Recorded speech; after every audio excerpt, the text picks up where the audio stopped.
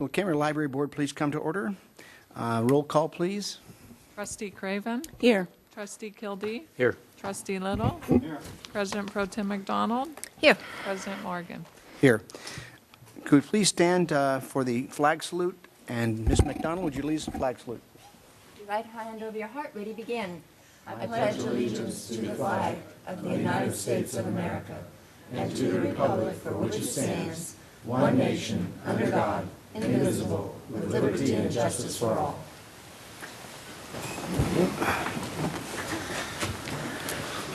Are there any amendments to the agenda? Staff has no amendments. Any amendments from the board members? Guess not. Consent calendar. Oh, right, I'm sorry. Public comments. Would you like to say something this evening, or are you going to wait till later in the calendar here? Later in the calendar. Okay. Any public comments this evening on items that are not on the agenda? Seeing none, and I have no cards, we'll move to the next item, consent calendar. Move the approval. Second. We have a motion and a second. Any other comments? Please vote. We have no department items or anything, but I'd like to see if you'd like to speak to us today about what's going on at the fantastic library. Oh, hang on here. Let me turn the... Time. There you Oh, go. is that working now? Thank you. Because I'm excited about two things. One is to report on the Pleasant Valley School District Library Card sign-up month that we had in September. We had over 8,000 people sign up for library cards in that month. Wow. And our daily visits topped over 1,300 people. So that's really a really good sign. We're excited about that. That was just to remind you to get a library card, an active library card in the hand of every elementary school student in Camarillo. And secondly, very briefly, we're just putting together, this is just a draft copy, a sneak peek at our November-December newsletter when we are hosting the War Comes Home initiative, part of the California Humanities California Reads program. So I did give you each a copy of what is happening, and the print is so small because we have so much going on. So everything from Veterans for Sustainable Agriculture coming to talk about how America needs 1 million farmers and the programs in place for veterans to become involved in the agriculture and food business, to films, and of course the grand opening and ribbon cutting of our Veteran Resource Center on Veterans Day. So that's it, short and sweet. Comments? Questions? No. I've got to tell you, my wife is in and out of there all the time. Yesterday, buying kids' tapes of the old movies that you guys sell. So, we have Friends grandchildren. Bookstore, yes. Huh? At the Friends Bookstore. Yes. Yes. Very popular Very place. handy. Thank you. Thank you very much for your comments. Okay, we have a motion for adjournment. Move adjourn. Second. Okay, we are adjourned. Call this meeting of the Camarillo Sanitary District Board of Directors to order and ask the record to reflect that all board members are present. Are there any amendments to this agenda? Staff has no amendments. Board members? No. Okay, public comments. I have no cards. Is there anyone who'd like to speak to the Camarillo Sanitary District Board? Seeing no one come forward, we'll move to the consent calendar. Move the approval. Second. The motion and a second to approve the consent calendar. Please vote.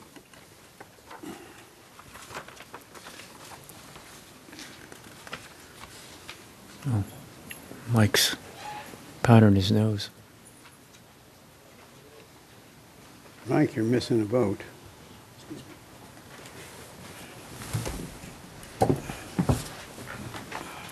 Motion carries unanimously. Comments from staff? No staff comments. Comments from board members? Meeting's adjourned. I'd like to call the regular city council meeting for October 8th to order and let the record reflect that all council members are present. Amendments to this agenda? Yeah, staff does have one recommended amendment on page 3 of your agenda, item 6A, Public Works, award of contract ST 1105, Cayugas Creek Bike Trail Phase 3. We'd like to delete or pull that from the agenda and bring it back to a future meeting. Okay. What B stays? Page B 3 stays. on Public Works. Item A. Item A. Request to be pulled. Just item A? Just item A. Item B, we'll move forward with item B. We might want to see if there's anybody in the audience that was here for that item that would want to speak on it. I'm not sure if there is or not. Is everybody here in the audience for this item? Tell them what it is in case they don't know. It is the award of the contract ST 11-05, Cayugas Creek Bike Trail Phase Number 3. Anybody here for that? No? Don't see anybody, Counselor. Okay, anything else, That's all. Pernick? Okay. No presentation. That gets us down to the consent calendar items. Move the approval. Second. Is a motion and a second. Any further discussion? Hearing none, please vote.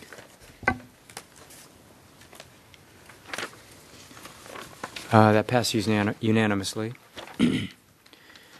Okay, that gets us down to the Public Works, and it's item B, the award of the contract SG 11-06, the Cayugas Creek Bike Trail Phase 4. Do we have a staff report on that?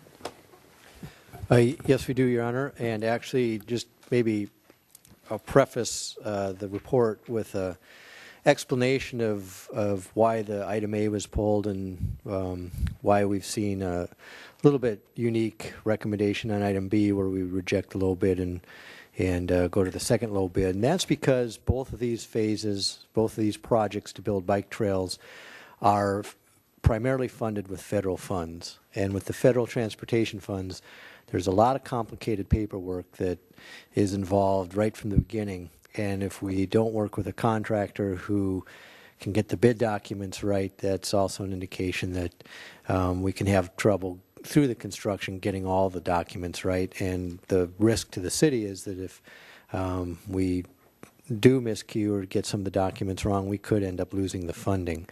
We actually had a recent project with federal transportation funds where we had a very difficult time with the contractor not following the rules they're supposed to, wasn't familiar with the federal funding requirements, and actually had to bring in an attorney to help us through that process. So we're trying to avoid getting into that kind of predicament again. And so with the first item A that was pulled off of the agenda, that as the bid documents came in, there's some issues with the way they were filled out that we just have to research a little further. Caltrans is the State Department of Transportation. However, they're entrusted by they're the ones given the federal funds to manage, and we have to work with them to interpret the paperwork. We do from time to time include FHWA, the Federal Highway Administration, but in most cases we're working with Caltrans. So we do have to do a little more research with item A. With item B, the item that's before you tonight, that is also federally funded, and the documents that came in, again, are more complicated than a typical bid that we would have just for a city project. And as a result, the initial low bid did not have all the documents correct, and that did give us pause and concern that we might be getting into a problem if we were to award the contract. And so to the lowest bid. So we're recommending that the original low bid be rejected because it wasn't totally responsive to the federal requirements, and that we would then go to the next lowest bid, which fortunately is only $1,500 more, so it's not much more in cost, but they were able to, they were more familiar with the federal process and did submit a bid meeting all the requirements, and therefore we do recommend awarding a contract to what is now the lowest responsive bid, and that would be the company J&H. So there's really two actions included in the motion. One is to reject the original low bid from J&T and to award a contract to J&H to construct Phase 4 of our bike trail system. Just to give a quick recap of what our bike trail system includes.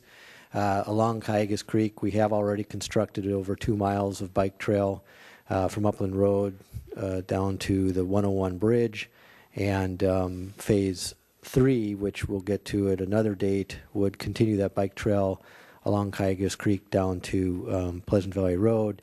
And then Phase 4, the item before you tonight, is to connect from that bike trail along Cayugas Creek and extend westerly into the sports park, so it would run along the south side of the berm in the sports park and provide access to and through the sports park. So that is phase 4 of the project before you tonight. We do recommend awarding a contract to J&H Engineering and also rejecting the original low bid from J&T. Any questions? Mrs. Craven had a question. Yeah, you said that the J&T was about 15,000 less, or only 15,000 less, or however you said it. Yeah, 1,500. 1,500. Okay, not 15,000. Okay. Well, still, there's not quite between the high and the low double. What was it that some of them saw that others didn't to make such a wide span? There's a variety of reasons. One is we're starting to see contractors get busy again, and kind of an interesting phenomenon. Years ago when we were busy, we would see a wide spread in the bids because some contractors that maybe had time would bid lower and have less profit built in because they wanted the work. Other contractors would just submit a bid with a premium attached, so if they were awarded, they'd have to go actually find more crews, and it would be, they wanted to get paid for taking on the extra work because they're already pretty busy with current contracts. So you see some contractors who are just keeping their name in the game and putting a bid in, but they really didn't sharpen their pencil because they don't need to. They have a lot of work. So that's one issue. And as we saw with the recession, when times were tight and everybody was looking for work, we saw the bids much closer because everybody sharpened their pencil. So we're back to seeing construction costs start to creep up. Fortunately, we're not at a stage where everybody's charging a premium to do the work. There's still some that have time and staff available, crews available to do the work, and so we are getting still some reasonable bids, and that's why you're seeing some of the spread.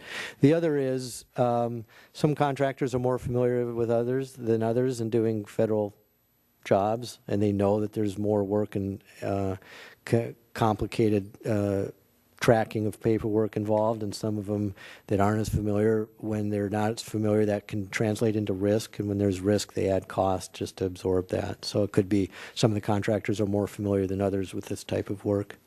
Thank you. Mr. Little had a question. Yeah, do you anticipate a time factor in this rebidding of the first item, which is the... Yeah, the first item we're actually not going to rebid. We just still need a little more time. The bids have been opened. We just need a little more time to go through the documents the bid documents that were submitted and determine whether the low bid is adequate or not, or if there's an anomaly that needs to be addressed. So that's a process we have to work with Caltrans to get the answers on. We just didn't have time to bring those answers tonight. So it's just, we're hopeful possibly by the next council meeting that we could get it back on the agenda. Okay, thank you. Anything else from anybody? Mrs. McDonald? Have we used J&H Engineering for projects that involve federal funds? So they have a track record with us? I'm trying to recall if we've used them, but we did check references, and the references came back very good for J&H, and they have had experience with these kind of projects.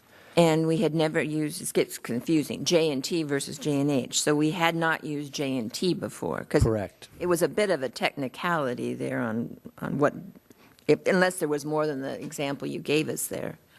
Yeah, I prefer not to go into a lot of detail on the reference checks that we did, but we feel we're getting a good contractor.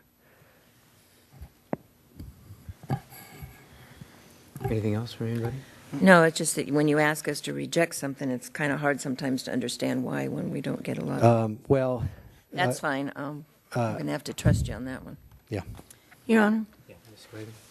I'll move to reject the bid of J&T Engineering and Construction as non-responsive, and to authorize the city manager to execute a contract with J&H Engineering, General Contractors Incorporated. Second. Any further discussion? Hearing none, please vote. That passes unanimously. Okay. All right, let's see. Wow, that gets us no end. Okay. That gets us down to new business. Mr. Assistant City Manager, anything tonight? Yes, we have a couple items. We a couple good news items. Ronnie's going to report on an item out of his department related to the Department of Finance, and Tom is going to update us on a couple of water-related items. We'll start with would you Ronnie. like to proceed Thank then? you. Just wanted to report that we're pleased we received approval from the State Department of Finance on the proposed 2004 bond refunding. So we're moving right along. We had a rating call with Standard & Poor's on Monday, October the 6th. Very productive, very responsive to the presentation. They're very familiar with the city of Camarillo and our history, so we anticipate the rating on the bonds to be retained at an A- or even better in spite of the dissolution process. The analyst assured us that we'd have the rating by the 13th, which would then allow us to continue along the track that we previously described. We'll be completing the preliminary official statement on the 14th or the 15th of this month, and then selling the bonds shortly afterwards on the 22nd or the 23rd, then following with the signing probably on the 5th of November, and then closing the bond refunding shortly afterwards. So all very good news, and the bond market still looks favorable. Recall the projected savings is about $2.5 million annual savings over the remaining life of the bonds, or about $1.7 million present value. So a lot of work that will benefit all of the taxing entities, of which the city is a small recipient. But that's the good news item we have. Okay. All right. It's good news, yeah. Absolutely. Dan, did you have another? Tom's got a Tom, couple I'm sorry, items. Tom. Yeah, a couple items. First of all, just report on our first month of our water conservation program is completed. So we began September, 1st of September.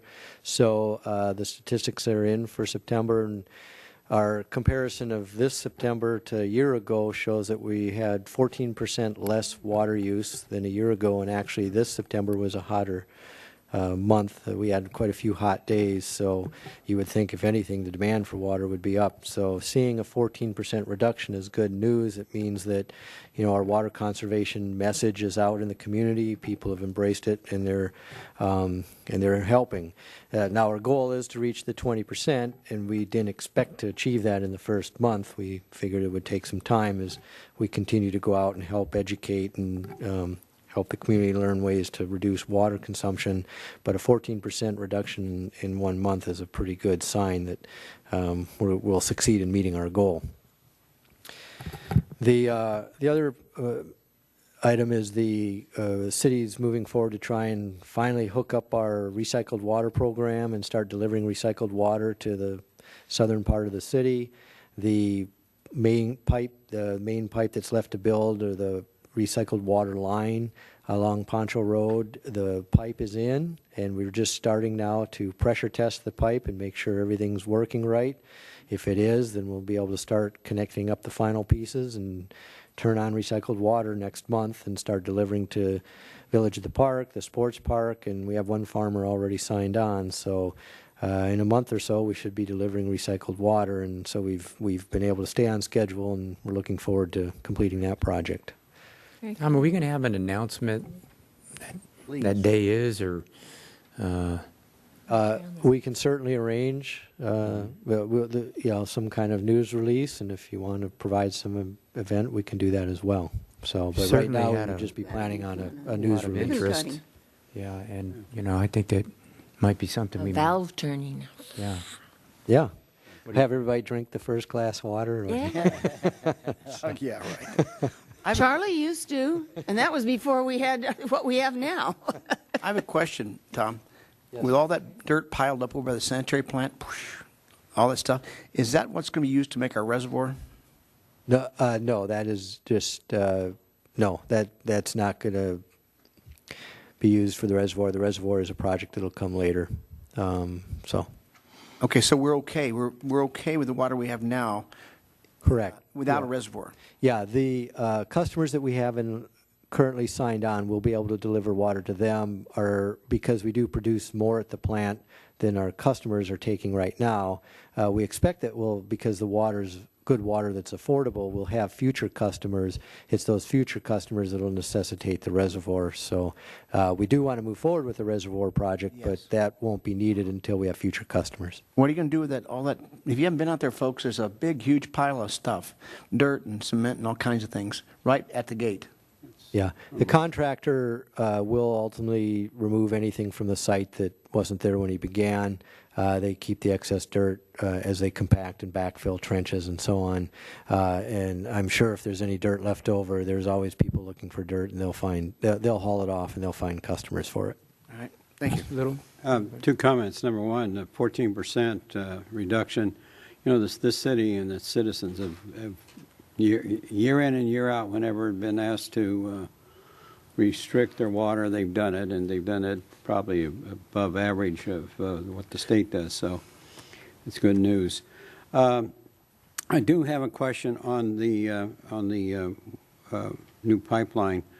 When that goes in, do you have any anticipation of the reduction we will see in that? Say that those three customers get on right away. Yes, for the remainder of this fiscal year, the units we talk in are acre feet per year. And since we're halfway through the year, by the time this gets turned on, we're looking at about 150 acre feet for the remainder of this year that we'll save, and then 300 acre feet next year for the entire year. That would be a percentage of? That would be about a 4%, well, 3% reduction in potable water use. There's big rewards for recycling if you could get the right customers. Yeah, it's a combination of it helps reduce the demand for us to have to buy state water, so that helps all of our ratepayers, and it also benefits those that use it because it cuts their cost of water in half. So an example of the 55-acre sports park, it'll save them $110,000 a year in water costs. Okay, thank you very much. Here. Ms. McDonald? I have a question on the 14% reduction in the water. That happened in 1 month. Hadn't we already had a reduction before the September happened? Or does that include the prior reduction? I guess it would. Month over month. Well, it's comparing month to a year, or the same month to a year earlier. So any But tendency to reduce over the course of the year would be accounted for in that. But didn't we start before September 2013? Weren't we already in phase one? When we did phase one. Yeah, we had implemented a conservation program actually several years ago during a drought, and then when that period ended, we cut back on the enforcement, but we remained in a stage one conservation stage. And we saw that over time the water use started to increase again, so that by 2013 it was still a little bit lower than maybe when we started, when we first implemented the conservation program in 2009, but it had creeped almost up to where we were. So we didn't start from too much below an average condition. Okay. Thank you. Anything else from anybody? All right. Anything else, Ms. Baronick? Okay, let's get down to... Can I ask a question of staff since we have lots Sure. of time? Is anybody going to give us an update on the 50th anniversary? We can do What's Richard going can do on that, and- yeah. Richard, do you want to take that now? Yes, thank you, Your Honor, council members. The 50th is coming along very well. We have a final committee meeting tomorrow morning to discuss some final plans and get some things into place, but everything seems to be in order. The entertainment is squared away. The catering is squared away. The advertising is done. As you know, on the 17th, we'll be doing the dinner dance at the Padre Serra Center from 6 to 11, and that will have a DJ. We'll have a comedian and magician, as well as some slideshows and other entertainment. That'll be a dinner with champagne toast and a cake cutting. Then on the 18th, as you know, we have the park event where we'll have bands doing 5 decades of music. Those bands are in place, and that will begin at 11 and go until 7. There'll be food truck vendors. There will be local vendors. We'll have Jolly Jumps, kids' activities, some face painting, those kinds of things, and that should be a good day, and we encourage everyone to come out for that. That's a free event for the public. The entertainment is all free. Obviously, they would purchase whatever food they desired. And then on Wednesday, the 22nd, which is the actual anniversary, as you know, we'll be doing a council meeting. At that point in time, there's open house tours from 1 to 4 at the Pleasant Valley Hospital, the Healthcare district. Healthcare District, the Police Department, the library, the Pleasant Valley Historical Society, and here at City Hall. So people can come in and take a look at those facilities. Then we'll have the council meeting, and there'll be presentations and a cake cutting and mariachi band at that point. And as I said, everything's in place. Everything seems to be going well, and we look for an outstanding weekend event and follow up on that Wednesday. Could I ask a follow-up question?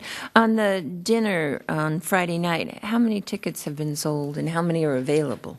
There has been 141, I believe, as of the last count, and there are commitments for another 20 to 30 at this point, and the ticket cutoff is on the 12th. So we can get the caterer a head count, and there's room for whoever wants to get in. We have a maximum of 400, although that will be somewhat crowded if we get to that amount, but we can accommodate up to 400. So Friday is really the deadline, unless they buy online over the weekend. Correct. They can buy online up until the 12th. So they can't buy on Monday. Okay. So 140 have been sold, and I didn't understand that other number. What's the other number you gave? The other number is commitments that have not yet paid for those tickets, but have committed to purchasing them. That was 231. So you're getting close to the 400 then. Well, you still got 100. No, that would be 160, 170 as of today. I wrote down 231. I'd like to ask a question before we go further than that, because it ties into that. I don't want to pass it.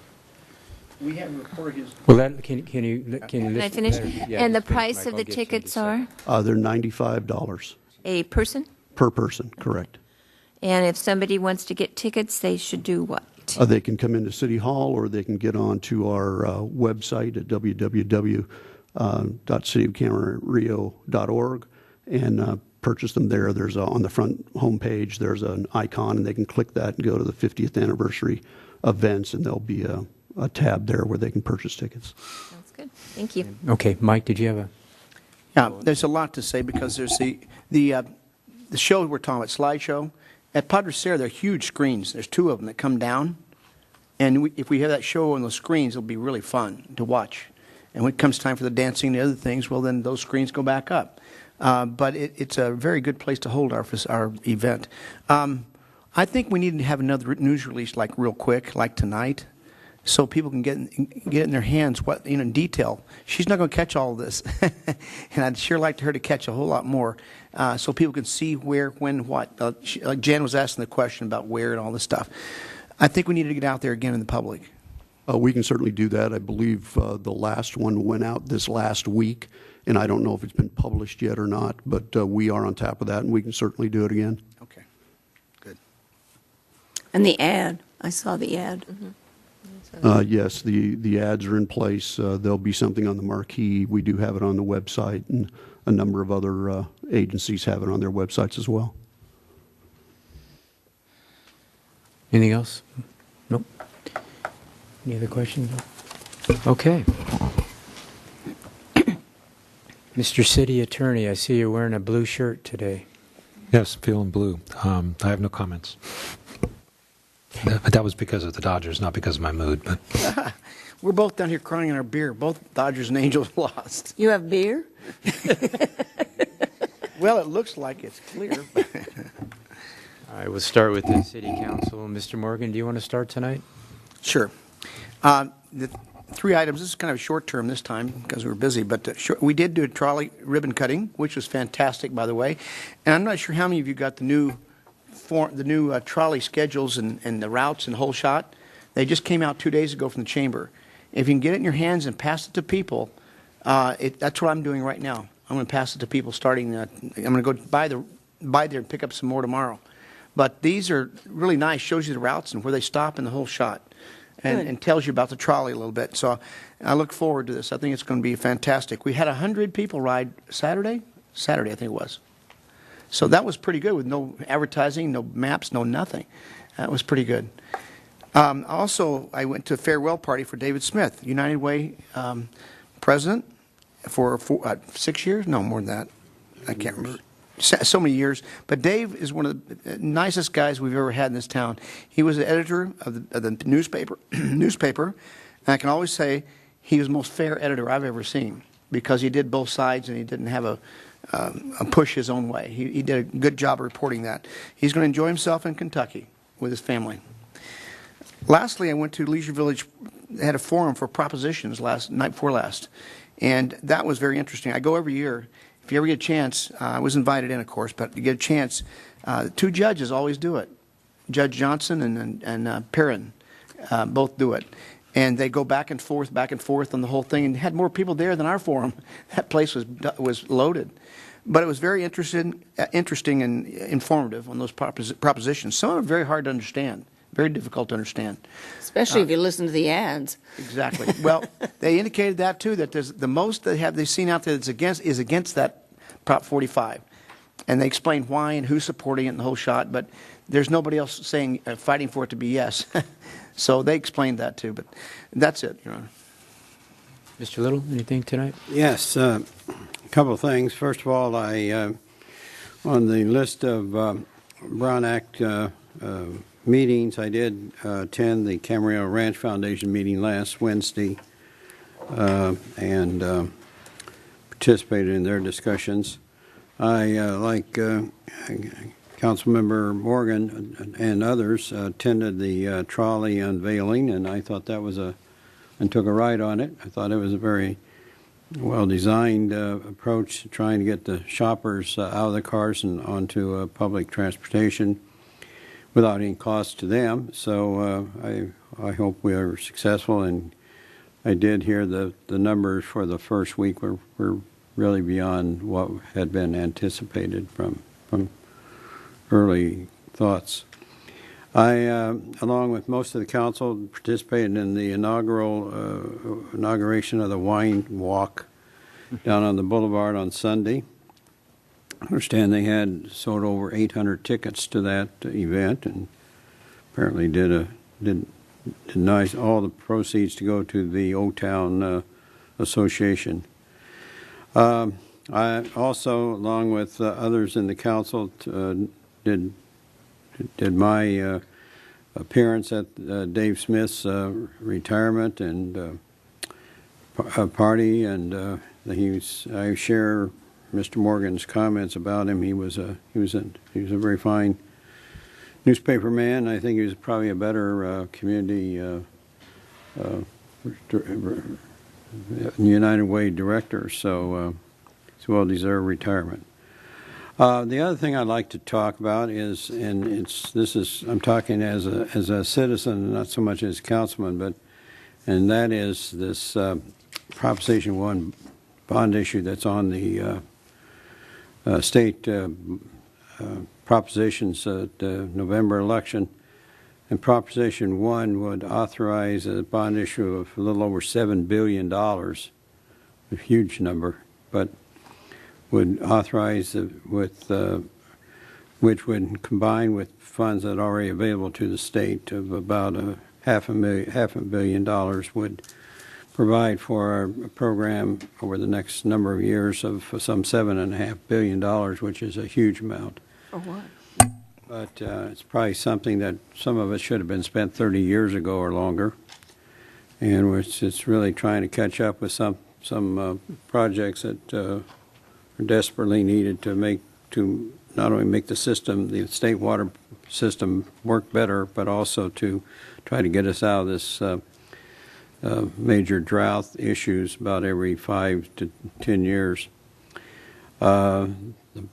I think, from my standpoint, I think it's a step. It's a long overdue, and I hope that the people in Camarillo will support it. I think it's one way of us we can do a lot of things here in locally, and we are doing it, has been reported already tonight.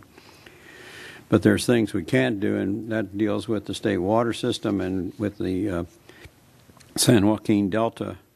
And most of the money will go to either providing additional storage for the water system to take advantage of being able to deliver water in drought years, and also with the Delta to try to improve that situation.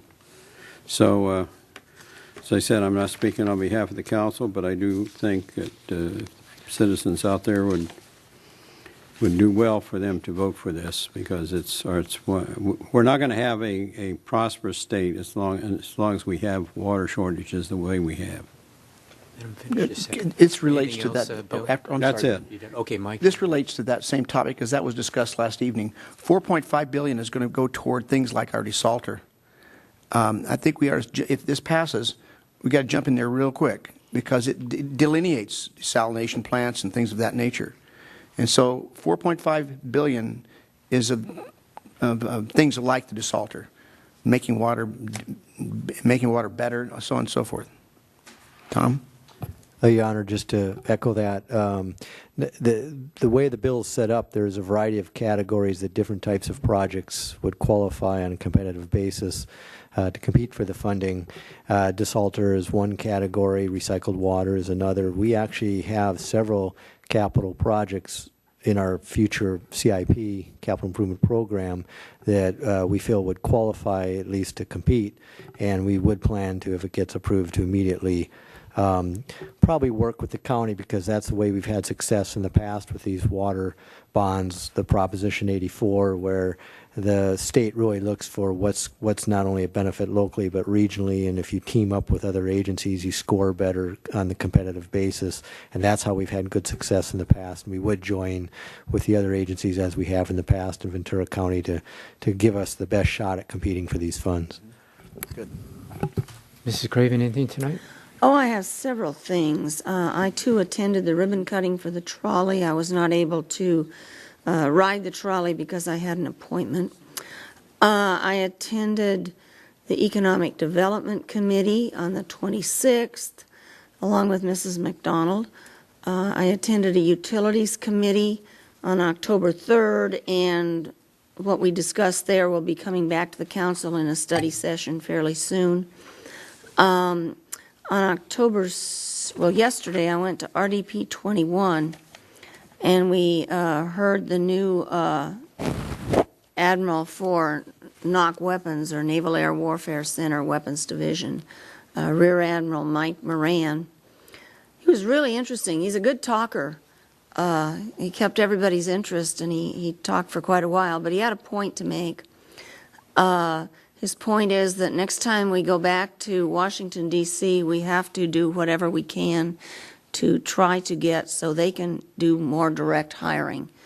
As he said, we are really behind, we being the Navy, the United States Department of Defense, is really behind in being able to hire engineers and people who we need to develop new weapon systems. The weapon systems we have were developed in the 60s and 70s, and he said, quite frankly, the Chinese, the Russians, the Iranians, and the North Koreans have all gotten everything they need to know how to do everything we do with those weapons, and with some more we were planning but did not further develop, and they are quickly overtaking us, and we need to start working on other things. So that's a message for the next time the RDP group goes back to D.C.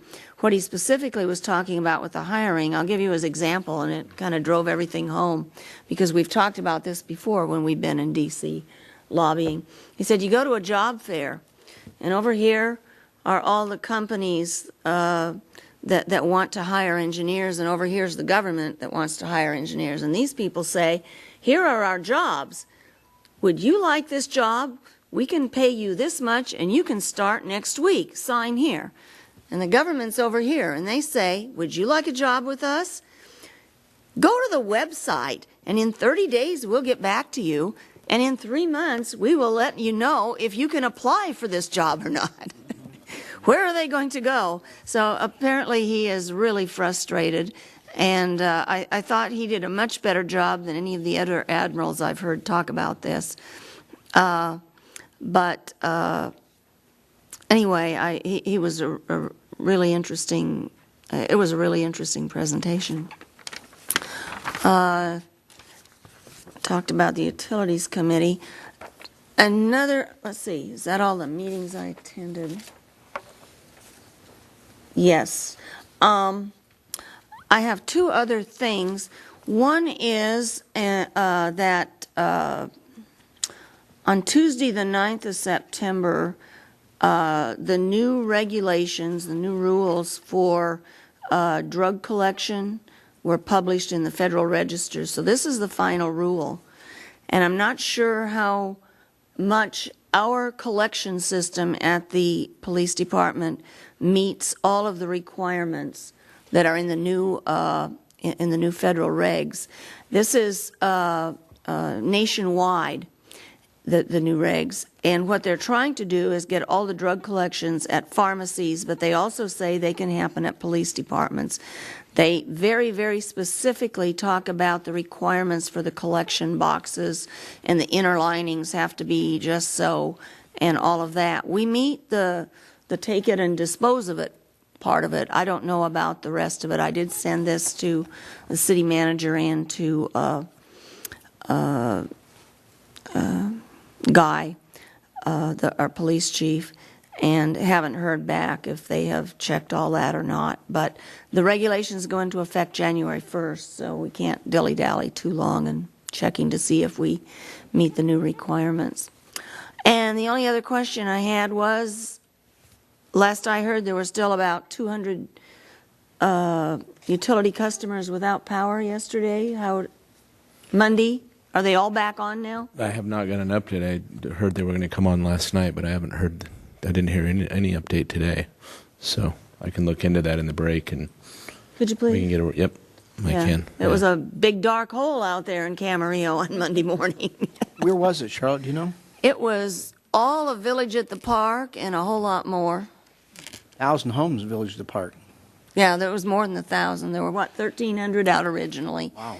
And they had it on within 3 hours, and after 3 hours, there were still over 200 customers who didn't have power. And a lot of job provider customers, industrial and commercial, out in the area. So, as I understand it, they were out pretty much all day yesterday. I didn't hear today. I would imagine they're back on, but I'll check in the break. Thank you. That's all I have. Thank you. Ms. McDonald? Yes, thank you. Let's see, Brown Act meetings. First, I'll do those. Oversight Board, you always know what goes on there because we've done it the night before as the... And then the Economic Development Committee, great presentation as always from staff and a lot going on. And I think you're getting the full report that John prepares, so you all see what we talk about. But it is good to meet with the chamber and go over what they're doing and what we're doing and what we do together. VCTC meeting on October the 3rd. We saw a lot of the decisions made there flowed through today on our agenda for some of the funds that we see coming through. They were in our consent calendar, so that was a good thing. Just a couple of other things on the trolley. That was a fun ride. We took the whole tour, did a few stops along the way to get our pictures taken.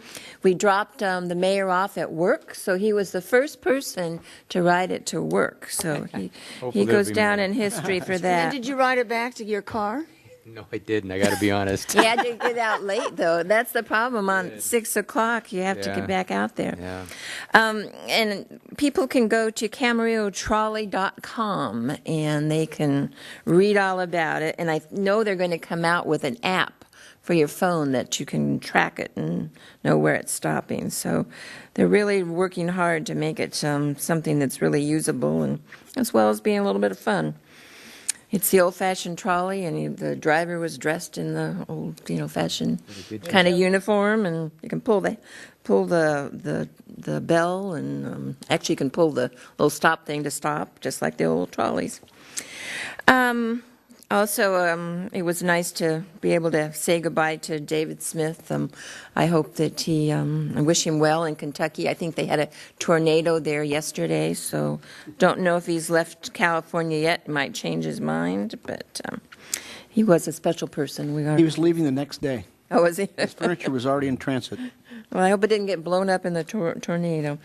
The other one I want to talk about is I want to thank staff for putting on a great picnic. You did a great job with your committee, and I think a lot of fun was had by all. Just because you won horseshoes. Well, I was going to bring that one up. I had a great party. She had a Now ringer. I know. Champion. She had a ringer with her. I did. I can't take credit for it. It was my partner. Thank you, Joe, for.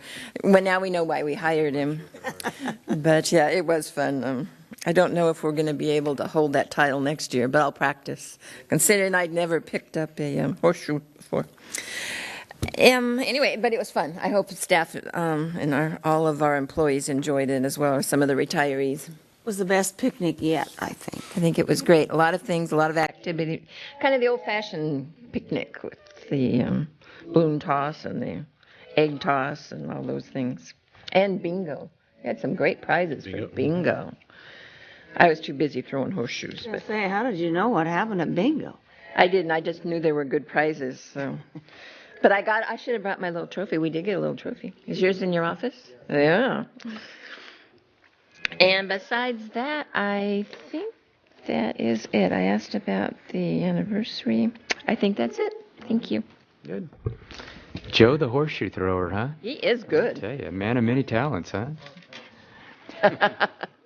Brown Act Utilities Committee meeting with Mrs. Craven. I, too, attended the Trolley and Dave Smith's retirement party. Thursday the 2nd, I gave a talk at the Pleasant Valley Historical Society Museum on Camarillo past and present. Along with many other council members, I also attended the Old Town Wine Walk. The 7th, I gave a certificate to the Historical Society for their 50 years, and last night I attended Thousand Oaks' 50th anniversary celebration. They had it at their, I can never pronounce this name right, Calavi, am I pronouncing that center there? Calvi. Is that the Yeah, Thousand Oaks Performing Arts there, yeah. Attended that. It was well attended.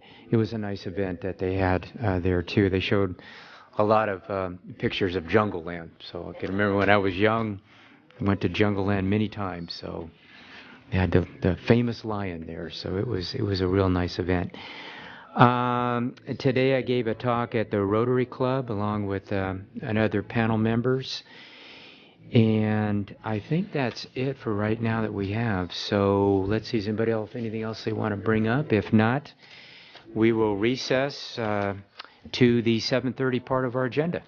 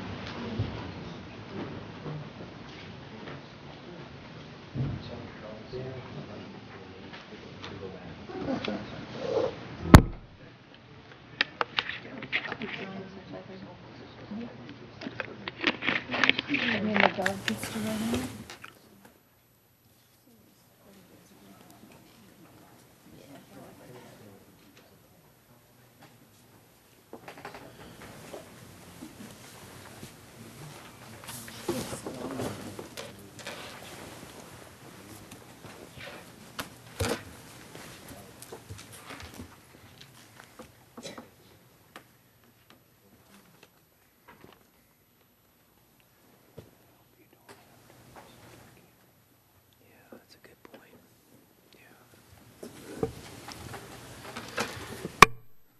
All right, I'm going to call the City Council session back to order, please, and let the record reflect that all the council members are present. I'll ask Mr. Little, would you mind leaving us in the flag salute this time? Please rise and join me in pledging allegiance to the flag of our country. I Pledge allegiance to the flag of the United States of America and to the republic for which it stands, one nation, under God, indivisible, with liberty and justice for all. Thank you.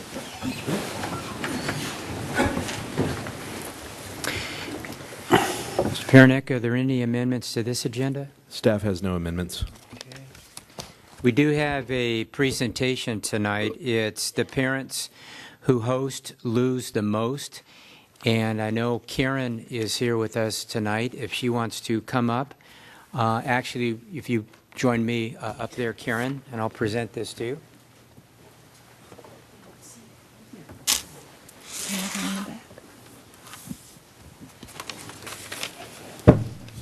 Welcome. This is a proclamation from the mayor of the city of Camarillo for the parents who host lose the most. And I just want to read just a little bit before I give this microphone over to you. Our nation loses an average of 5,000 minors annually from alcohol-related car crashes, homicides, suicides, alcohol poisoning, and other alcohol-related injuries. It's imperative that Camarillo parents and our overall community be educated about the dangers of minors using alcohol and drugs. Camarillo has instituted a social host ordinance designed to deter the hosting of loud and unruly gatherings, including those at which underage drinking occurs. It is vital that our community be kept aware of our social host ordinance. Saving Lives, Camarillo will dedicate the next 12 months to a community education effort on keeping our youth safe. So with that, I want to present this to you. And thank you very much for doing this. I know you have a few comments, and we'd really appreciate it. 50 sheets of paper here I'm going to read. No. You got a lot of time tonight. I have 3 minutes, I think, right? Yeah. You All want to right. hold anything? Are you okay? I'm good. Okay.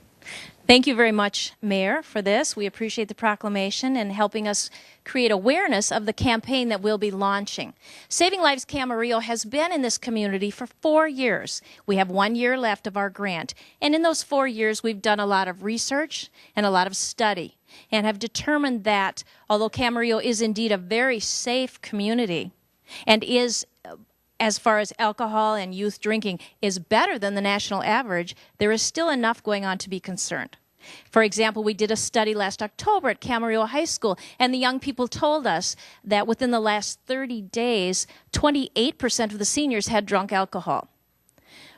Almost 40% of all the young people we surveyed at Camarillo High School told us that alcohol is very easy to get, and sadly, the number one place that they get it is either in their own home or in a friend's home. This is why we realize that it's significant and why we are launching this campaign, Parents Who Host Lose the Most, so that parents realize if they are providing alcohol or not keeping it out of their child's hands, not only may they suffer financially, but imagine the emotional toll that that could take if that child harms themselves or others. And in fact, we know alcohol is very dangerous. It's the number one drug choice of adolescents, and it's the number one cause of death of adolescents. And that's horrifying. So the more that Saving Lives can do to educate the community, we will. We also are reaching out to young people in the community as well as parents to help spread this important information.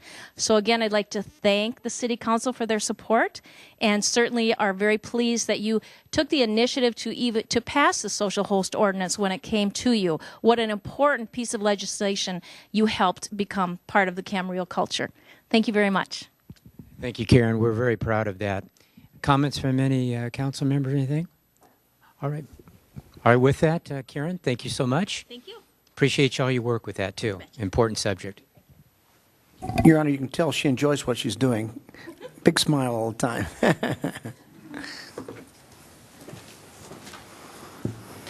Okay, presentation, public comments. I do. Okay, I've got some cards here. All righty, let me turn the microphone on. All right, first is Gary Cushing. I think Gary is here, and I have the microphone on, and if you would, 3 minutes, Gary, I'd appreciate it. Okay, thank you, Mayor Kildee, council members and staff, and I'm here to report on some good news. I'm Gary Cushing, and you all know me, CEO of the Camarillo Chamber of Commerce. I'm here tonight to report back on our first operational week of the trolley. Our ridership. When we first came to get approval, we came up and we said that 30 riders per day would be a good average to get. Well, on day one, on Wednesday, we had 11. Of course, I'm excluding the VIP ride that we had 28 on, so that would have skewed it. Thursday, we had 23, Friday, 83, Saturday, 121, Sunday, 65, 45 on Monday, and 36 on Tuesday. That's 384 rides at an average of about 55 per day. And this is without advertising. Because when we did the trolley, when the staff and we got together, we said, let's do a soft opening, make sure we're doing it right, and got the right stops.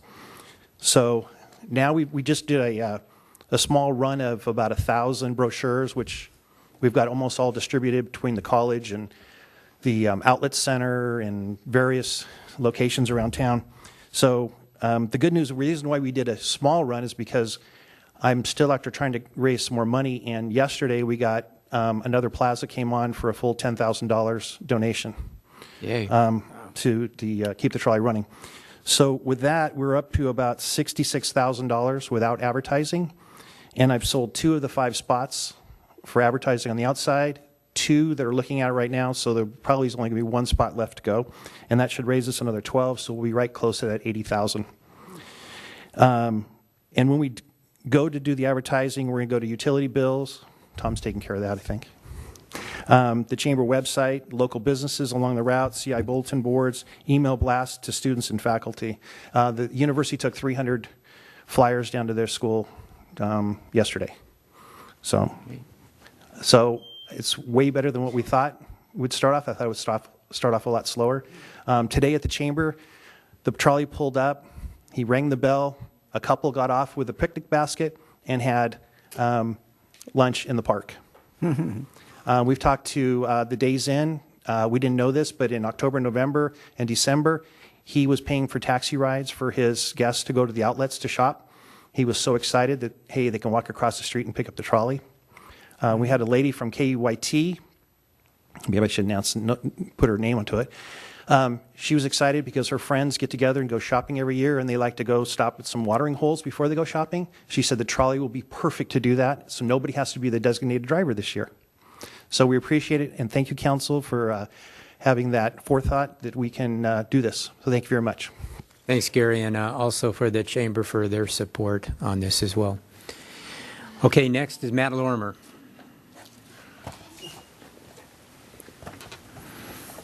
And Matt, 3 minutes if you would. Appreciate it. Yeah. Thank you. I try to stay to 3 things. At the League of Women Voters, a question came up about Yolanda Kearney. I guess she was an employee of the City of Camarillo, Assistant Director of Human Resources. Looks like she made $133,000. I don't know where she's at. Apparently, I have a document, so Superior Court of State of California.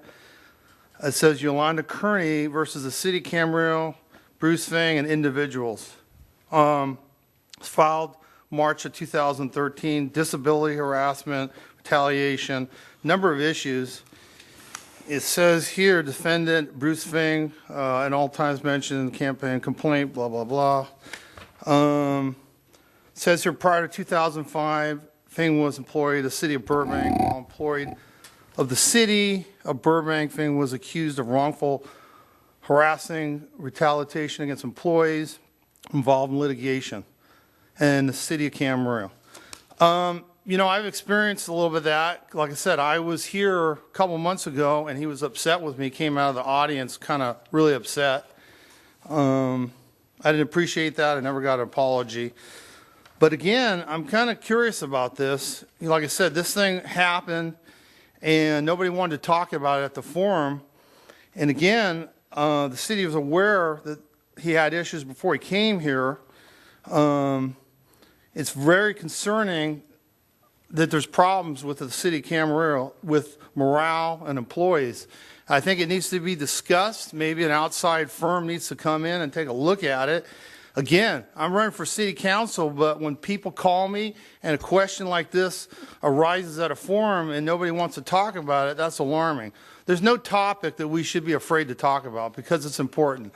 The people need transparency no matter who it is or what topic it is, and you should be able to talk about it. It's important. This thing here is highly, it's really concerning to me. And I don't know if there's issues going on currently with employees, what's going on, but we need to look at this. And nobody should be intimidated or treated disrespectfully. And again, these are allegations. I don't know, I don't have anything further than what has gone on with this. But again, everybody should be treated with respect, whoever you are. And I don't care if you're an employee, whatever you do, you should be treated with respect. And I don't know if there's ongoing issues here, but it should be addressed. Public should need to know about it. It's real important. People called me about it. I didn't know about this until it came to my attention because it was brought up at the League of Women Voters. So I hope we can address it. Thank you. Thank you for your comments. Mr. Kildee, would you please ask the city attorney to explain why we can't talk about it? Yeah, I think that would be appropriate. Yes, I can do that. The lawsuit that Mr. Lorimer has referred to was settled. It is a personnel matter, and the city does respect the privacy of its employees.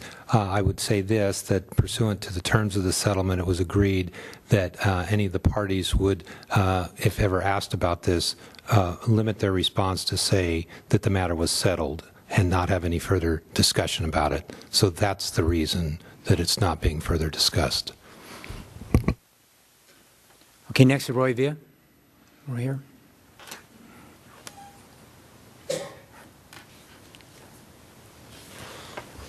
Again, Roy, 3 minutes if you would. I appreciate it. Thank you. Yep. How about 3 minutes and 3 seconds? Now, Roy Villa, 5476 Quail Ridge. I'm here tonight only as a concerned resident of Camarillo, nothing more. Over the past year, I've had residents express concerns about our city. And as council members, I'm sure you've had similar conversations. And these conversations have been expressed regarding, to me, new development, Old Town, connections with the university and transparency. But yesterday, I received a letter that again represented a segment of our community. And that segment of our community were people that worked for the city in this building. The letter was pretty disturbing, and that's why I'm here tonight. The letter that I have was regarding the city was being managed, just as the city was being managed on a daily basis. The letter speaks of a hostile work environment where workers are afraid and fear retaliation in carrying out their duties. A quote from the letter is, "Yes, we are afraid to be identified." Another quote, "Employee morale is the worst and the city council could care less." Prior to this letter, I received the same document that Mr. Lorimer refers to, and I'll just let that be since he's already talked about that. But the letter states that the city hides legal costs by shifting money between accounts and having insurance companies and the city attorney pay the claims, and then they're reimbursed. I recently requested the city clerk all the public documents regarding the Kearney case that was mentioned earlier, and I expect that that request will be fully honored in a timely manner. I learned that yet another long-term employee was just given paid administrative leave. During the past year, I've learned approximately 6 to 8 employees have filed grievances. Do you realize what's happening here in this building? Could all these past and current employees be wrong in their claims? There was just stated there was a settlement. So you must obviously know what this is happening. I'm here to speak for the people that can't speak for themselves, the employees. They don't have a voice because they're afraid to be identified. They're not going to stand here because the next morning they have to show up next door here. So I ask you to consider this situation, address it, and don't be afraid because it speaks to future employment opportunities that people want to come here. So I thank you for the 3 minutes. Thank you for your comments. Next, Armando Lozano. Armando here? This is Kenny. And again, Good 3 evening, minutes. Council. 3 minutes, yeah. Thank you. Probably be a lot less than that. Anyways, the reason why I'm here is I just wanted to talk about the signs that are put up when people are running for office. I noticed that there was a lot of signs in certain places that how could they, be let, given the right to put there. So I called a couple of, landowners that I know, and these people are putting the signs up illegally. I won't single out anybody. I don't see anybody on the council that has a sign that's illegal, so I commend you for that. Some of the people that are behind me, I won't single anybody out, but I think that those signs there has to be a way to take their signs down quicker. It just shows that if they're doing things like that, how could they be trusted? And one other thing I don't really like is when they talk about you guys up there, because I know you earn your position, and it's hard to stay up there. If you've been there that long, you must be doing something right. So I just don't like seeing them talk bad about you. That's not a way for them to move up and take your seat, because when they do, then somebody's going to be talking bad about them, and it's going to be totally different. So there's got to be better ways to get in that seat. That's all I wanted to say. I haven't been involved too much in the political aspect, and I really don't ever want a seat where you guys are at. I'm really happy what I do, but I think it's important to just kind of keep people on the straight and narrow. So that's all I wanted to say. Thank you for your comments. All right. Anybody? Oh, I got one more. Hang on here. Next is Terry Bray. Terry, sure. Okay, Terry, and if you would keep it to 3, I'd appreciate it so much. I'll do my best. That's why I write most everything out. Thank you. Terry Bray, 63 Via Centra, Camarillo, California, Lamplighter Mobile Home Park. In follow-up to my August 27th request for an independent investigation into what I believe are violations of the Brown Act by Councilman Mike Morgan, and by receiving a very concerning letter from the Camarillo City Attorney stating that he and the city manager on their own determined that there is no reason to conduct an investigation, for they believe no violations have been committed, I was not satisfied, so I took this matter further. On last Wednesday, October 1st, I met with Michael Schwartz, the specialist attorney of the Brown Act for the Ventura County District Attorney. I provided copies of my 2 presentations to you regarding this matter and a copy of the city attorney's letter. Our discussion was for about an hour. At the end of this meeting, Mr. Schwartz remained curious enough to commit to personally contacting the Camarillo City Attorney to gather additional information. If Mr. Schwartz has not done so already, he will be making that contact probably by the end of this week. He also committed to getting back with me with his findings and final determination of any violations of the Brown Act. I'm still highly upset at Councilman Morgan's actions towards me. He was abrupt, angry, direct, and aggressive. You can read the rest. I won't be able to make it through 3 minutes, I don't think. You just take your time. You still have some time left, Terry. I did not take his actions, tone of voice, physical stance, and his statements lightly. For over 25 years, I've trusted Mike Morgan. 25 years. And I spoke highly of him. I served 9 years on the board of the Camarillo Fiesta Association with him, 2 of those years as treasurer. I beat the pavement for 2 of his re-elections by distributing flyers and speaking to residents at over 200 homes. Now I am extremely concerned and uncomfortable with him. I remain feeling bullied and intimidated. On Monday of this week, I completed a file interview card with one of the senior deputies, ID number 3168, of the Ventura County Sheriff's Department at the Ventura County Government Center. In doing so, the 2 intense incidents with Councilman Mike Morgan are now on permanent file. If I'm ever approached by Mike Morgan again in the same manner or a similar manner, it will become a civil matter, and I will utilize the judicial system to the fullest. Not only have I lost what I thought was a friend, but Mike Morgan, you've lost my vote. Thank you for your comments. Okay, no public hearings. Okay. Anything else? Then nothing else Yes, before Mr. us? Mayor. Yes. I've sat here and listened to 2 character assassinations tonight. And I really am, I've been in this business and with this government for 25 years and lived in this city. And I don't think I've ever heard such a attempt at in a political campaign as I've seen tonight. And I'm very distressed. I fear for our city's future. And I really don't understand the turn of events in this campaign. Okay. Without any further business, we're adjourned. Thank you, everyone. See you about